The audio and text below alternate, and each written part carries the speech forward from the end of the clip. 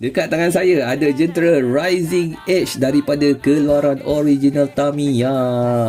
Kit ni walaupun dah lama dirilis oleh pihak Tamiya, tapi anda tak perlu risau daripada kehabisan di pasaran maupun risau harga dia naik mencanak-canak sebab ianya daripada jenis regular print sahaja.